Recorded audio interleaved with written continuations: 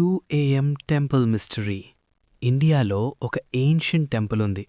ప్రతి రాత్రి ఎగ్జాక్ట్ 2 AMకి లోపల నుండి వీణలాంటి మధుర సౌండ్ వినిపిస్తుంది అని లోకల్స్ చెప్తారు.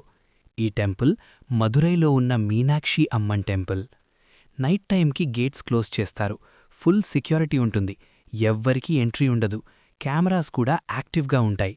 కానీ కొన్ని సెక్యూరిటీ గార్డ్స్ ఒక షాకింగ్ విషయం షేర్ చేశారు.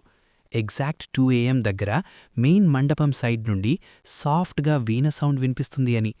వాళ్ళు ఇమీడియట్గా చెక్ చేస్తారు. కానీ లోపల ఎవరూ కనిపించరు. సీసీటీవీ ఫుటేజ్ చెక్ చేసినప్పుడు కూడా ఎవరూ ఎంటర్ అయినట్టు రికార్డ్ లేదు. ఓల్డ్ టెంపుల్ రికార్డ్స్ ప్రకారం ఏన్షియంట్ టైమ్స్లో నైట్ రిచువల్స్ జరిగేవి అని మెన్షన్ ఉంది. కొన్ని డివోటీస్ చెప్తారు ఇది దేవి మీనాక్షి డివైన్ ప్రెజెన్స్ అని.